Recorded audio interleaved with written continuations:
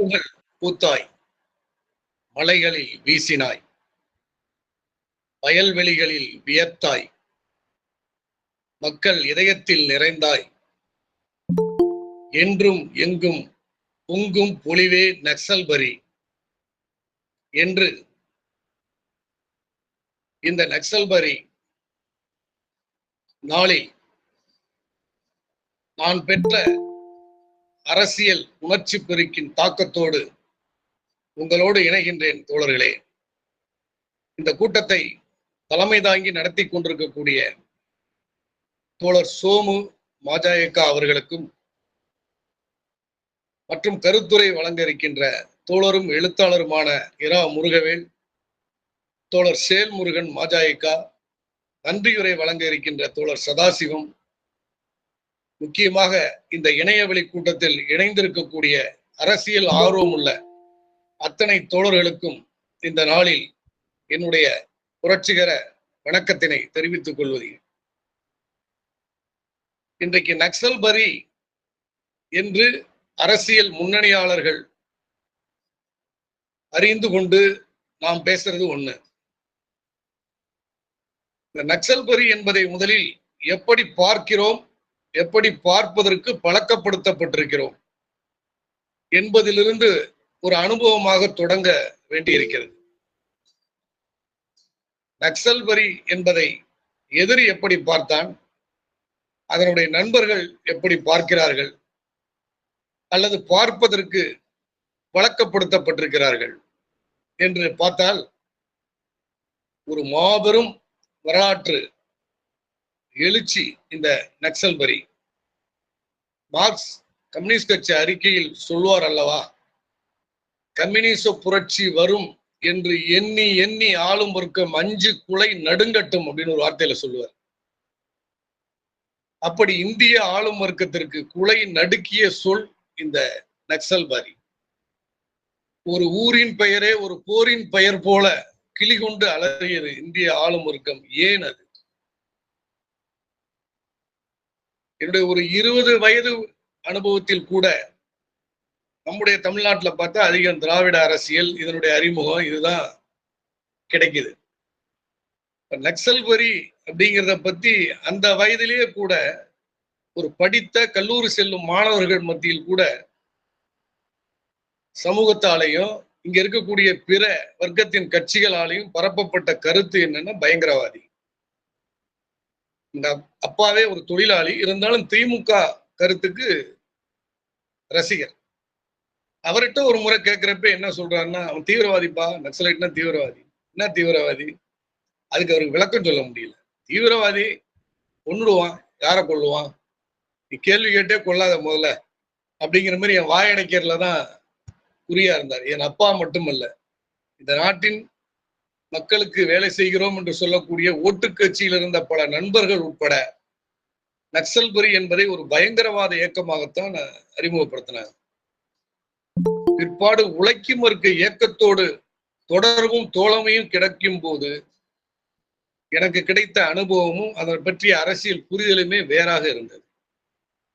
அப்படித்தான் நாம் ஏதோ இது முடிந்து போன கதை, எல்லோருக்கும் தெரியும் அப்படின்னு நினைத்து கொள்ள கூடாது மக்கள் களப்பணி வேலை செய்யக்கூடிய தோழர்கள் என்பதற்காக இந்த உதாரணத்தை சிறிய அளவில் நான் இணைத்துக் கொண்டேன்.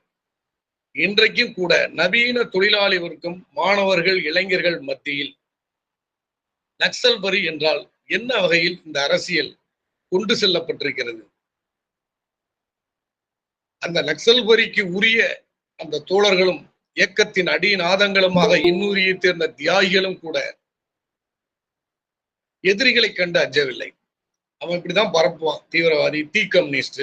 ஒரு பீரியட்ல எல்லாம் மாலை முரசுல தீ கம்யூனிஸ்ட் போடுவாங்க, தீ வைக்கிற கம்யூனிஸ்ட். தீவிரவாதம்னு போட்டா கூட அதுக்கு ஒரு சொல்லு இருக்கு, தீ புள்ளி கம்யூனிஸ்ட் போடுறது.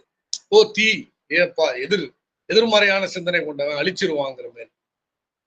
இன்றைய நிலையிலும் இந்த கட்டத்தை கடந்திருக்கிறோமா என்பதை இந்த தினத்தில் பரிசீலிக்க நாம் அனைவருமே கடமைப்பட்டிருக்கிறோம்.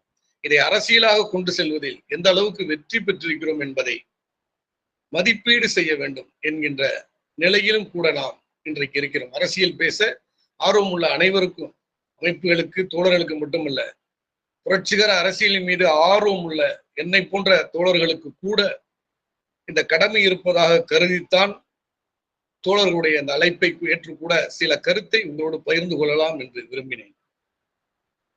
அப்ப நக்சல்பரி என்பதை ஒரு பயங்கரவாத இயக்கம், தீவிரவாத இயக்கம் எதிரி அப்படிதான் சொல்லுவான். அதன் நண்பர்களுக்கு உணர்த்தப்பட்டது என்ன? இன்றைக்கு நக்சல்பாரி இயக்கத்தின் பல போக்குகளை பற்றி நாம் சில விமர்சனங்களை செய்கிறோம். ஆனாலும் என்னுடைய புரிதலில் இந்திய புரட்சியின் அடிக்கோடிக்கூடிய பகுதி, ஒரு அடிக்கோடிட்டு ஆரம்பிக்கக்கூடிய பகுதி என்று சொன்னால் அதை நக்சல்பரி என்றுதான் நான் கருதுகிறேன். ஏன்னா மக்கள் அதிகாரங்களை எவ்வாறு பெற முடியும் என்பதை சித்தாந்த ரீதியாக களத்தில் எழுப்பியது. நக்சல்பரி 67களில் நடந்த அந்த போராட்டம், அதை படிக்கிறப்ப அதனுடைய வரலாற்று செய்திகளை நம்ம இங்க இந்த குறுகிய நேரத்துல பேச இயலாது. தோழர்கள் மனதில் இருத்திக் கொள்ளுங்கள். இதை பற்றி தெளிவான வரலாற்று விவரங்கள், குறிப்புகளை நீங்கள் நூல்களில் படித்துக் கொள்ளலாம். முக்கியமாக ஆரம்ப காலத்திலே புதிய ஜனநாயகம் முதல் வெளியிட்ட நக்சல்பரி புரட்சியின் இடிமுழக்கம் என்ற சிறு வெளியீடு. இப்போது ராம் முருகவேல் தோழர் அவர்கள் எழுதியிருக்கிறார். நக்சல்பாரி ஒரு கிராமத்தின் பெயர் மட்டுமல்ல, சுனிதி குமார் கோஸ் எழுதிய நூல் நக்சல்பரி முன்பும் பின்பும். இது நான் அறிந்த நூல் என்பதால் இந்த 3ஐ நான் உங்களுக்கு பரிந்துரைக்கிறேன். இது தவிர ஒவ்வொரு மார்க்சிய குழுக்கள், இயக்கங்கள் இதை பற்றிய கட்டுரைகளை அவருடைய பத்திரிகைகள்ல எழுதியிருக்கிறாங்க. பாஜக தோழர்கள் கூட அவங்களுடைய இயக்க பத்திரிகைகள்ல இருக்கு. இதை படித்து வரலாறை தெரிந்து கொள்ளுங்கள். நான் சொல்ல வர்றது என்னன்னா, நக்சல்பரி என்னோன்னு ஆயுதம் தாங்கிய குழுக்கள் நிலப்பரப்புகளை அழித்தொழித்தார்கள், சோதித்தார்களை வென்றார்கள், கலவரம் பண்ணாங்க, மிகப்பெரிய ஒரு பயங்கரவாத குழு என்பது போல வரலாற்றில் ஆளும் வர்க்கத்தாலும் பரப்பப்பட்டிருக்கிறது. ஒரு குறிப்பிட்ட அளவு ஹீரோயிசம் போல அது தொடர்புடையவர்களாலும் இது வியந்து ஓதப்பட்டிருக்கிறது. ஆனால் முக்கியமா என்னன்னா, எதிரிகளின் மீது, அந்த நிலப்பிரபுக்களின் மீது நக்சல்பாரி இயக்கம் ஈட்டிய வெற்றி என்பது ஒரு களத்தில் நடந்த பொருளாதார போராட்டத்தின் வெற்றி என்பதாக மட்டுமல்ல, சித்தாந்த போராட்டத்தையும் துவக்கிய களமாக இருந்தது. அன்றைக்கு இந்த நக்சல்பாரி இயக்கத்தை தலைமை தாங்கி நடத்திய முன்னணியாளர்கள், தோழர்கள் கனு சல்யான், ஜங்கல் சந்தால், சசிதராய், சாரு மஜும்தார் போன்ற தோழர்கள்லாம் எங்கிருந்து வந்தாங்க? தனியா இங்க குதிச்சாங்களா? இந்திய கம்யூனிஸ்ட் இயக்கத்துக்குள்ளேயே இருந்த பல போக்குள்ள பிரிவினர், தோழர்கள் வேலை செஞ்சுட்டு இருந்தாங்க. இந்த நக்சல்பாரி இயக்கத்துக்கும் அப்படிதான். அந்த சிலிகுரி என்ற ஊரில், அந்த மாவட்டத்தில், நக்சல்பாரி கிராமத்தில் விவசாய கமிட்டி செயலராக இருந்தவர் தான் இந்த ஜங்கல் சந்தால். மாவட்ட கமிட்டி பொறுப்புல இருந்தவர் தான் கனு சன்யால், சாரு மஜும்தார் போன்றவர்கள் எல்லாம் இந்த இதற்கு வேலை செய்யக்கூடியவங்க. இவர்கள் ஒரு கட்டத்தில் அங்கே நடக்கக்கூடிய ஒடுக்குமுறை, அந்த காலகட்டம் இருக்கு இல்லைங்களா, இன்னும் சொல்ல போனா இந்தியாவை பற்றி ஒரு சூழலின் மதிப்பீடாக ஜார்ஜ் தாம்சன் ஒரு புத்தகத்துல நல்லா குறிப்பிட்டிருப்பாரு. இந்திய சீன ஒப்பீடை அடிக்கடி எல்லாம் சொல்றாங்க. சீனாவுல ஒன்றுக்கும் மேற்பட்ட ஏகாதிபத்திய முரண்பாடுகளின் கீழ் அந்த நாடு இருந்தது. இந்தியாவில நேரடியா ஒரு ஏகாதிபத்தியமான பிரிட்டிஷ் ஏகாதிபத்தியத்திடம் சரணடைந்த பகுதியாக இந்தியா இருக்கிறது. அப்ப இங்க விவசாய தொழிலாளர் இருவரையும் இணைத்து தலைமை தாங்கி வேலை செய்யக்கூடிய புரட்சி சக்திகள் அதிபலகீனமாக இருக்கிறது, எதிர்ப்புரட்சி சக்திகள் பலமாக இருக்கின்றன.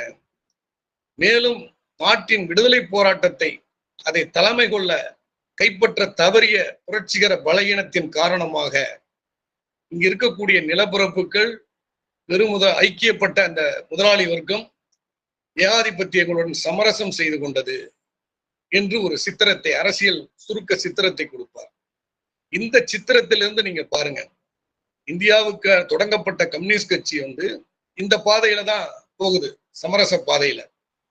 ஏன்னா அதுக்கு தேச விடுதலை இயக்கத்துக்கு தலைமை தாங்கவும் முடியல. விவசாய தொழிலாளர் போராட்டம் அங்கங்க நடக்குது, கம்யூனிஸ்டுகளும் பங்கு பெற்றிருக்காங்க. இதை அரசியல் ரீதியாக இணைத்து ஒரு அரசியல் போராட்டமாக தலைமை தாங்கும் நடைமுறை தலைமையாகவும் அதால முடியல, தத்துவ தலைமையாக முக்கியமா இல்லை. காந்தியை கண்டு உதறல் அவருக்குள்ள அபரிதமான அந்த பிரபலம்.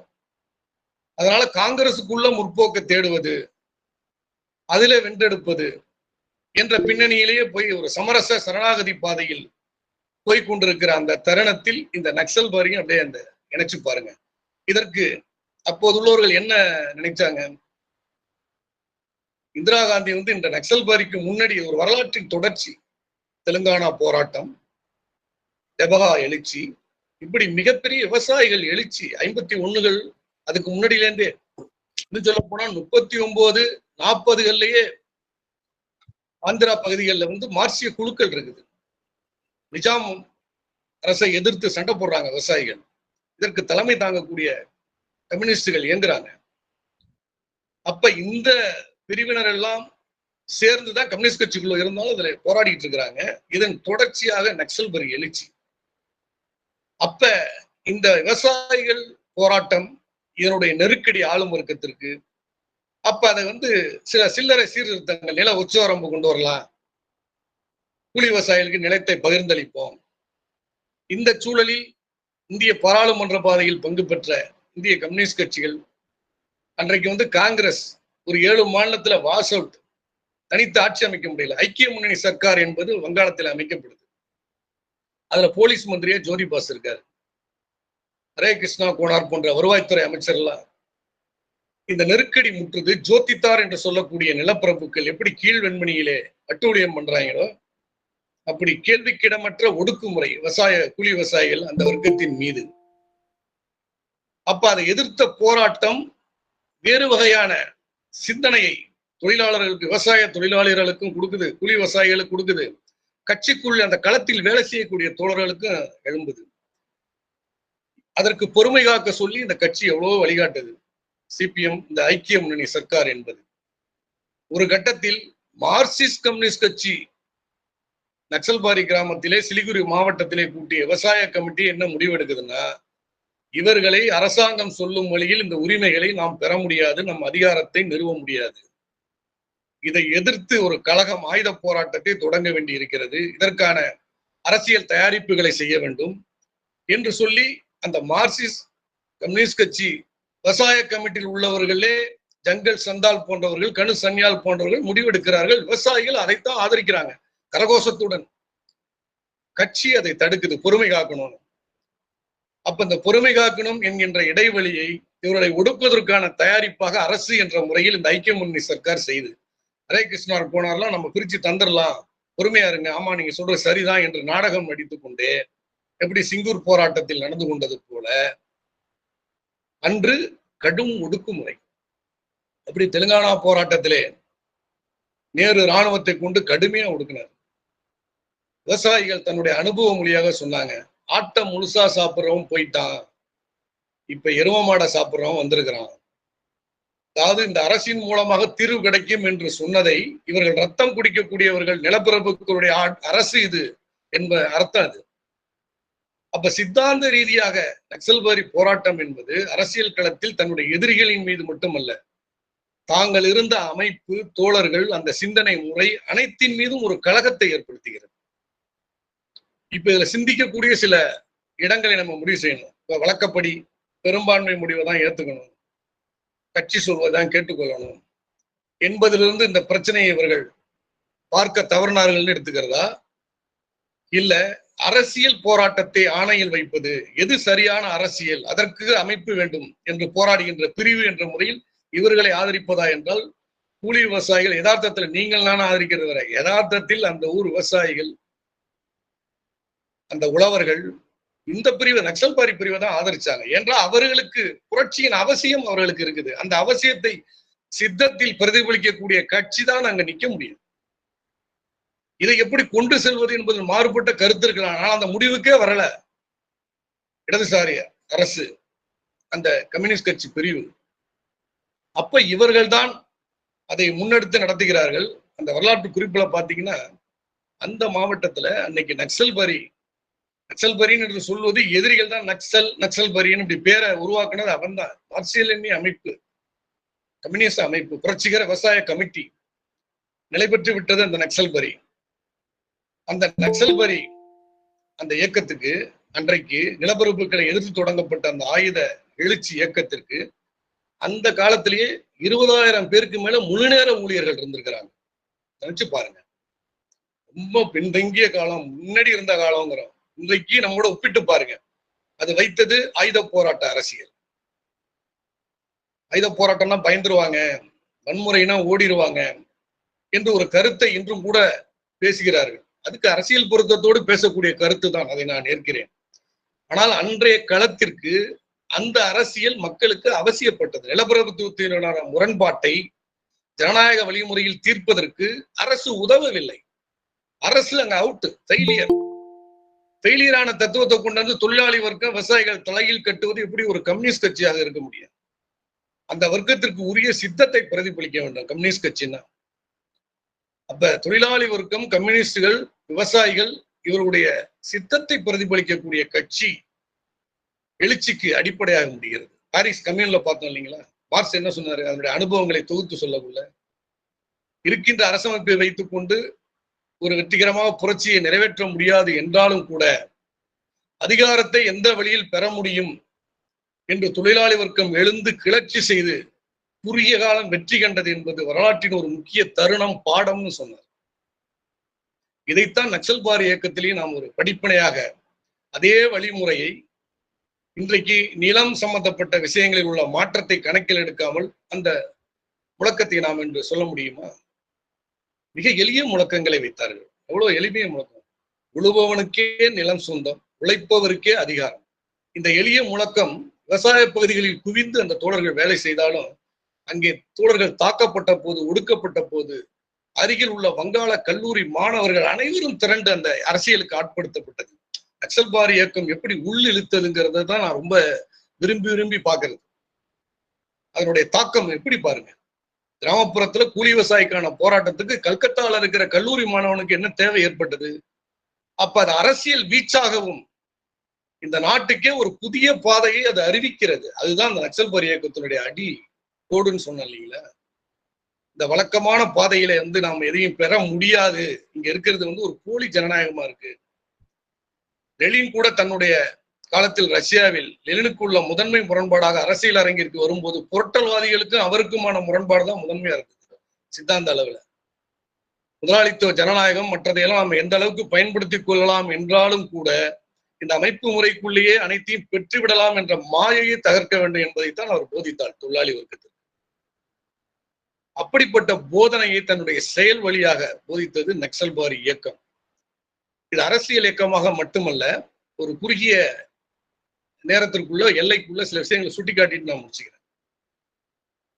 அன்றைக்கு அரசியல் போராட்டத்திற்கு யாரும் வரமாட்டாங்க, அதுவும் ஆயுத ரீதியான தாக்குதல், ஆளும் வர்க்கத்தை எதிர்ப்பது, பாராளுமன்ற பாதை பின்னே பெரும்பான்மையான மக்களே அணிதிரண்டிருக்காங்கன்னு சொன்ன காலத்தில் ஒரு இயங்கியல் அடிப்படையில் இந்த போராட்டத்தின் சிந்தனை வந்து இந்தியாவை இயக்கியது, அசைத்தது, எது சரிங்கிற சிந்திக்கிற வாதத்தை கிளப்பியது. அதுல பல போக்குள்ள நக்சல்பாரிக்கு பிறகு பல போக்குள்ள குழுக்கள், இயக்கங்கள் தோன்றின. ஆனா எப்படிப்பட்ட மனிதர்களை களத்தில் கம்யூனிஸ்டுகள் என்பவனை எப்படி உருவாக்க வேண்டும் என்பதற்கு ஒரு பாதையை அமைத்து கொடுத்தது. அதனால்தான் பீக்கிங் வானொலி அந்த நேரத்துல இந்த நக்சல்பாரி எழுச்சியை இந்திய புரட்சிக்காக சீறி வரும் சிறுத்தையின் முன் பாதம்னு சொல்லி வர்ணிச்சு. அதை மட்டும் சொல்லல, இங்க இருக்கக்கூடிய ஐக்கிய முன்னணி சர்க்கார் என்பது மக்களை ஏய்க்கும் ஒடுக்குமுறைக்கான கருவி என்று சொன்னது. எவ்வளவு துல்லியமா மதிப்பிட்டு இருக்காங்க சீன கம்யூனிஸ்ட். இப்படிப்பட்ட மதிப்பீடுகளை சர்வதேச அளவில் இந்த அதிர்வுகளையும் உருவாக்கியது நக்சல்பாரி. உள்ளூர் கிராமத்தில் நடந்த ஒரு இயக்கம், ஒரு தனிப்பட்ட சண்டை, ஆயுத குழுக்களான மோதல் என்று மட்டும் அதை பார்க்க முடியாது.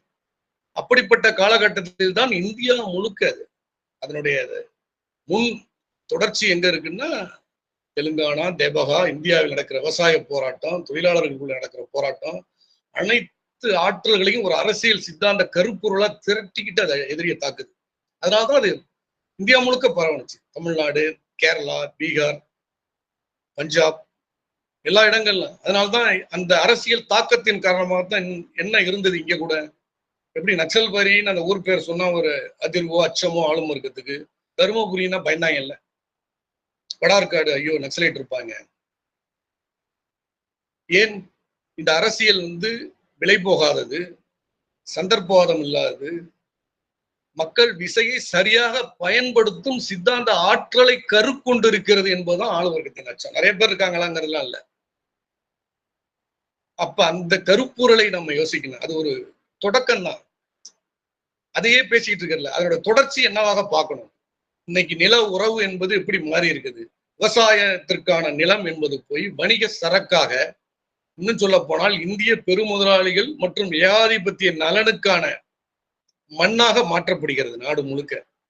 இன்னைக்கு விவசாய நிலத்துல விவசாயம் செய்யறதை விட முதலாளி வர்க்கம் எதை விரும்புகிறது என்றால், இங்க எண்ணெய் எரிவாயு எடுக்கிறது, எண்ணெய் எடுக்கிறது, ஹைட்ரோ கார்பன், மீத்தேன், ஈத்தேன் மாரி சாகர் மாலா, பாரத் மாலா கடற்கரை ஒற்றி பகுதிகளில் கனிமங்கள் தனிமங்களை எடுப்பது, மலைக்காடுகள் எடுப்பது, காற்றாலை மின்சாரம் தயாரிக்க செய்வது, இப்படி நிலத்தை அதனுடைய உற்பத்தி உறவு அனைத்திலும் ஒரு மாற்றத்தை இப்போது கொண்டு வருகிறது. ஏகாதிபத்திய நலனும் இந்திய பெருமுதலாளி வர்க்கத்தின் நலனும் சேர்ந்த இந்த நலனில் இருந்துதான் இதற்கு எதிராக பேசும் அனைவரையுமே இன்றைக்கு நக்சல்பரி என்று சொல்லாவிட்டாலும் மாவோயிஸ்ட், பயங்கரவாதிகள், வளர்ச்சிக்கு எதிரானவர்கள்.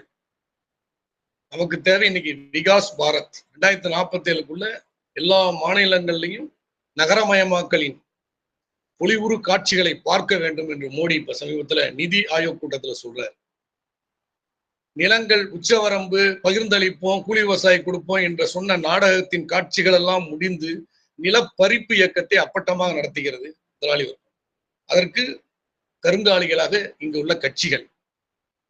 இப்ப இந்த கட்சிகளை எப்படி பார்ப்பது, எந்த பின்னணியில் பார்ப்பது, நேரமாகிவிட்டதால் 5 நிமிஷத்துல முடிச்சுக்கிறேன் தோழர். நிறைய விஷயங்கள் இருக்கு, இருந்தாலும் நான் பேசுங்க. இப்ப இந்த பின்னணியிலிருந்து ஒரு சுருக்கமாக பார்க்கிறப்ப, இது போன்ற தொழிலாளி வர்க்க, பாட்டாளி வர்க்க அரசியல் தீவிரமா பேசினா யாரும் வரமாட்டாங்கிற கருத்தை உடைத்தறிந்த முதல் செங்கொடி நக்சல்பரி. அதுல இருந்து கற்றுக்கொள்ள வேண்டிய அம்சம் நான், நீங்க அரசியல் போக்குள்ள இளைஞர்கள், மாணவர்கள் மட்டும் இல்லைங்க, நக்சல்பரி இயக்கத்தினுடைய தாக்கம் எத்தனை கலைஞர்களை உருவாக்கியது தெரியுங்களா? வங்காளத்தில் இருக்கக்கூடிய மிதவாத கலைஞர்களிடம் கூட இந்த சிந்தனை வழியை திறந்து வைத்தது நக்சல்பரி இயக்கம் தானே. சுமந்த் பானர்ஜி என்பவர் எழுதிய ஒரு அற்புதமான கட்டுரை, ஒரு 86 போல நினைக்கிறேன், புதிய கலாச்சாரம் இதழில் மலரிடை புதைந்த கந்தக குண்டுகள்னு ஒரு கட்டுரை, அதை மொழிபெயர்த்து புதிய கலாச்சாரம் போட்டிருந்தாங்க. அற்புதமான கட்டுரை. எப்படி பாட்டாளி வர்க்க இலக்கியம் எங்கிருந்து தோன்றுது, ஏன் தோன்ற வேண்டிய அவசியத்தை எது உருவாக்குது. அப்ப இலக்கியம் என்று நம்ம இதுவரைக்கும் கற்பிதம் பண்ணி கொண்டு மத்திய தர வர்க்கம், நடுத்தர வர்க்கம் செய்து கொண்டிருந்தது என்ன, இது என்ன, எப்படி மக்கள் மத்தியில மக்களுக்காக பேசக்கூடிய இலக்கியங்கள் எப்படி விரைவாக பரவுது. சுப்பாராவ் பாணிக்கரகியோட சிவப்பென்றாலே சில பேருக்கு பயம் பயம் அந்த கவிதையை வங்காளத்திலே, ஆந்திரா மட்டும் இல்ல, பல புரட்சிகர அமைப்புகள் கிராம பகுதிகளிலே விவசாயிகள் மத்தியிலே அந்த குழந்தைகள் தட்டுல கரண்டியை தட்டிக்கிட்டு பாடுவாங்களாம் இயல்பா. சிவப்பென்றாலே சிலருக்கு பயம் பயம்ங்கிறத ஒரு மகிழ்ச்சி பாடலாக பாடியிருக்கிறாங்க. கஷ்டஜீவிகள் நாங்கள், கம்யூனிஸ்டுகள், துணிந்து நாங்கள் சொல்கின்றோம் மார்க்சிஸ்டுகள், அந்த துணிந்து நாங்கள் சொல்கின்றோம், அதுல ஒரு வரலாற்றினுடைய அந்த வலு. நாங்கள் யார்? அந்த நாங்கள் இந்த நாட்டின் கூலி விவசாயிகள், ஒடுக்கப்பட்ட தொழிலாளர்கள், இவர்களுக்கு ஆதரவாக நின்ற அறிவுஜீவிகள், தன்னை மாற்றிக்கொண்ட நடுத்தர வர்க்க கருத்தாளர்கள் அனைவரையுமே வாரி அணைத்துக் கொண்டது நக்சல்பரி. இல்லைன்னா தன கலைஞர்கள் வருவாங்களா? சரபன்ராஜ், சுப்பாராவ் பாணிக்கரகி, தமிழகத்தில் இந்த தாக்கத்திலிருந்து, கம்யூனிஸ்ட் இயக்கத்தின் தாக்கத்திலிருந்து எத்தனை பாடகர்கள், சினிமாவுக்கு போன பட்டுக்கோட்டையா கூட இருக்கட்டும், இந்த கம்யூனிஸ்ட கருத்தின் தாக்கம், அவரு நேரடியா நக்சல்பரி தாக்கம் கொண்டவர் அல்ல. கம்யூனிஸ்ட கருத்து என்பது இதை பேசு பேசு என்பதை அவர்களை திணிக்கிறது, அவர்களை இழுத்து வருகிறது சமுதாய அரசியல் அரங்கிற்கு. இப்ப நக்சல்பரி இயக்கம் என்பது வெறும் அரசியல் பொருளாதார இயக்கத்தில் சித்தாந்த தளத்தில் ஈட்டிய வெற்றி என்பது அனைத்து தளத்திலும் அனைவரையும் ஈர்ப்பதாக, தழுவிக்கொள்வதாக, ஐக்கியப்படுத்துவதாக இருந்தது. அதைத்தான் இன்னைக்கு நமக்கு தேவைப்படுது. இங்க சித்தாந்தம் தான் முதன்மை பெறுது. இன்றைக்கு மிகப்பெரிய அடைப்பாக இன்னைக்கு என்ன இருக்குது? மோடி ஒரு பக்கம் விகாஸ் பாரத், நாடு தழுவிய வளர்ச்சி என்ற பெயரில் பெருமுதலாளித்த வளர்ச்சியை முன்னிறுத்திட்டு வெவ்வேறு பேர் வைக்கிறார். தமிழகத்துல திராவிட மாடல்ங்கிற பேர்ல பேர் வச்சு, எப்படி இந்திய கம்யூனிஸ்ட் இயக்கத்தின் தொடக்கமே காங்கிரசிடம் போய் முற்போக்கு தேடி அந்த பாதையில் போய் இந்திய தொழிலாளி வர்க்கத்திற்கான சாதகமான அம்சங்களை ஏற்படுத்திக் கொள்ளலாம் என்று போய் இன்றைய வரைக்கும் நிலைமை, அதாவது இந்திய கம்யூனிஸ்ட் கட்சி தோழர்களையோ மற்றவர்களையோ புறக்கணித்து பேசுவது என்ற அர்த்தத்தில் நான் அதை பேசவில்லை. எந்த பொருளில் நாம் இந்த அரசியலை புரிந்து கொள்ள வேண்டும், எங்கே நாம் இணைய வேண்டும் என்ற அக்கறையோடு இந்த விமர்சனமாகவும் பேச வேண்டியிருக்கிறது. இன்றைக்கு ஏதோ ஒரு காவி பாசிச எதிர்ப்பு என்பதை வைத்துக்கொண்டு பாசிச எதிர்ப்புக்கு திமுக தேவை, காங்கிரஸ் தேவை, ரைட் தேவை, அவங்க இணைவதை யாரும் இங்க தடுக்கல. ஆனா அதற்கு ஏதாவது ஒரு திட்ட வகையில் இணையுமா இல்லையா? இப்ப நக்சல்பாரி இயக்கம் என்பது ஒரு நக்சல்பாரி பேரெழுச்சி பாதையை தேர்ந்தெடுத்த போது நிலப்பிரபுத்துவத்தை எதிர்த்து அழித்தொழிப்பது, இதை அழித்தொழிக்காமல் உழவர்களுக்கு விடுதலை என்பதே ஒன்று கிடையாது என்பதை ஒரு முன் திட்டமாக வைத்ததல்லவா?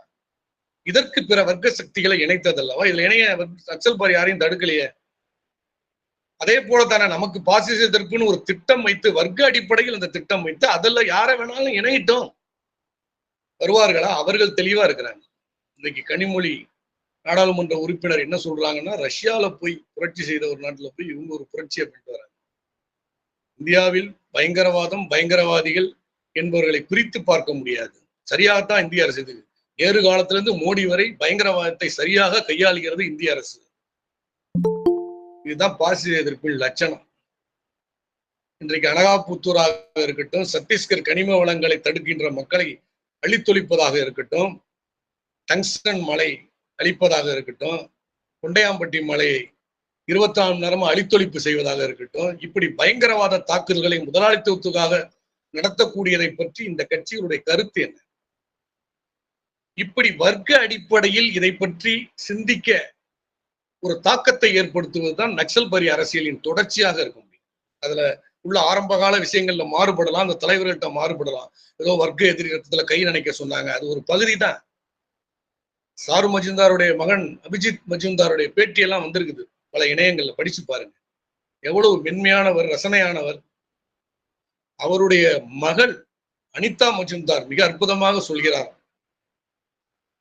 இவர் படுகொலை செய்யப்பட்ட போது என்னுடைய தந்தை உயர்நீதிமன்றம், உச்ச நீதிமன்றம் எங்கெல்லாம் போய் எந்த தீர்வும் கிடைக்கல, ஆத்திரம் இருக்கு தோழர்கள்ட்ட என்று சொல்லிவிட்டு, அவர் பெரிய புரட்சியாளரோ அந்த இயக்கத்திலே பங்களித்தவரா என்ன என்ற விவரமெல்லாம் இருக்கட்டும், சாதாரண அவருக்கு மகளாவே இருக்கட்டும், அவள் சொல்கின்ற கருத்தை பாருங்கள். அந்த பெண்மணி எதிரிகளின் மீதான என்பதை வெறுப்பை தனித்துக் கொள்ள வேண்டும் என்றால் பரந்துபட்ட அளவில் மக்களை திரட்டி இயக்கம் நடத்துவதை தவிர நமக்கு வேறு வழி இல்லை என்று சொல்கிறார். இது அனுபவ கருத்து மட்டுமல்ல, அரசியல் கருத்தாகவும் நாம் மதித்துக் கொள்ள வேண்டிய, அனிதா மஜும்தாருடைய கருத்தை நாம் எடுத்துக்கொள்ள வேண்டிய கருத்தாக இருக்கு. எந்த அளவுக்கு இன்னும் விரிந்த அளவில் நம்முடைய வர்க்க அணிகளை, வர்க்க அரசியலுக்கான களத்தை கட்டியமைக்கிறோமோ அப்பொழுதுதான் பாசிச எதிர்ப்பில் போதிய விளைவுகளை ஏற்படுத்த முடியும். இன்னைக்கு நகரமயமாக்கல், உலகமயமாக்கலின் அங்கமான பல்வேறு திட்டங்களை செய்யக்கூடிய இந்த கட்சிகளிடம் போய் இவர்களை பத்தி தான் பேசுறாங்க. இந்த இடதுசாரி குழுக்கள்னு சொல்லிக்கிறவங்க தன்னுடைய அரசியலை ஓங்கி பேசுவதில்லை. நமக்கு வேட்டி கட்டி கொடுத்ததே திராவிடம் தான், பல்லு வளர்க்கினதே திராவிடம் தான். ஏண்டா, தமிழ்நாட்டுல நக்சல்பாரி எழுச்சிக்கு பிறகு கீழவெண்மணி தஞ்சை விவசாயிகள் போராட்டம், இதையெல்லாம் என்ற இளைஞர்களுக்கு நாம கத்துக் கொடுக்கணும். தோல்ல துண்டை போட வச்சது யாரு? ஊர் திருவிழால தலித் மக்களை பங்கு கொள்ள வைத்தது யாரு? டீ கடை போட வச்சது யாரு? இதெல்லாம் வரலாறு இல்லையா? இதை பேசுவதை விட்டு விட்டு இந்திய எதிர்ப்பு போராட்டத்தை ஒரு முக்கியமான தமிழக களத்தில் நடந்த போராட்டம், நாம் பாராட்டுகிறோம், சரியான போராட்டம். அதை சொல்கின்ற அளவுக்கு இங்குள்ள விவசாய போராட்டத்தை இந்த கட்சிகள் பேசுமா? ஓட்டு சீட்டு கட்சிகள் பேசுகிறதா? இல்ல அவர்கள் அரங்கில் போய் நீங்கள் பேசுகிறீர்களா? அவனுக்கு போய் டம்க்கு தட்ட நம்ம யாரையா? நம்ம நக்சல்பாரி வாரிசுன்னு சொன்னா இப்படி வா, இந்த அரசியலுக்கு வாருங்கள். சித்தாந்த ரீதியான போராட்டத்தை நடத்தாமல் இந்த சித்தாந்த ரீதியான தாக்கத்தை நடைமுறையில் மீனவர்கள், மாணவர்கள், ஏழைகள், கூலி தொழிலாளிகள், அன்றாடம் உழைப்பாளிகள், அமைப்பாக்கப்படாத தொழிலாளர்கள் உள்ளத்தில் வெடித்து கிளம்பும் கேள்விகளுக்கு உன்னிடம் விடை இருந்தால்தான் நீ நக்சல்பாரி வாரிசு. இதற்கு விடை இல்லாமல், இதற்கு சித்தாந்த ரீதியாக கம்யூனிச அரசியலை உரத்து பேசாமல் ஒரு நக்சல்பாரி என்பதற்கு யாருக்கும் உரிமை கிடையாது. நீ அமைப்பா இருந்தாலும் சரிதான். இதையெல்லாம் பேச வேண்டும். இன்னைக்கு தொழிலாளி வர்க்கம் பாதிக்கப்படுவதை, மாறிய நில உற்பத்தி உறவுகள், மாறிய தொழில் உறவுகள், அடுக்கடுக்காக கொண்டு வரும் சட்டங்கள், சாதாரண நீதிபதி ஹரிபரந்தாமனே சொல்றாரு, இந்த அரசியல் அமைப்பு சட்டத்தை வைத்துக்கிட்டு ஒன்னும் செய்ய முடியாதுன்னு. ஆனா பாசிச எதிர்ப்பு போராளிகள் என்ன சொல்றாங்கன்னா, இந்த அரசமைப்பை காப்பாற்றுவோம், இந்த அரசியல் சட்டத்தை காப்பாற்றுவோம். காப்பாற்ற முடியாதுங்கிற யதார்த்தத்தை புள்ளிவரத்தோட ஒருவர் சொல்றாரு, நாம் சொல்லல. இந்த ஜனநாயக உரிமையை பயன்படுத்திக் கொள்ள வேண்டும் என்பது சரிதான். அது எதற்காக, ஏன், அந்த கேள்வியோடு இதை அணுக வேண்டும் இல்லையா? அந்த கேள்வியை வரலாற்றில் எழுப்பிய நக்சல்பரி இந்த நாளில் இதை பற்றியெல்லாம் சிந்திப்போம். இன்னும் நிறைய செய்திகள் இருக்கிறது, நிறைய தோழர்கள் சொல்வார்கள். அனைத்தையும் செவியுற்று எது பொருத்தமானதோ நீங்களும் சிந்தியுங்கள். வாய்ப்பை வழங்கிய மக்கள் ஜனநாயக இளைஞர் கழக தோழர்களுக்கு என்னுடைய நன்றி. இணைந்திருந்த தோழர்களுக்கும் நன்றியும் வணக்கம்.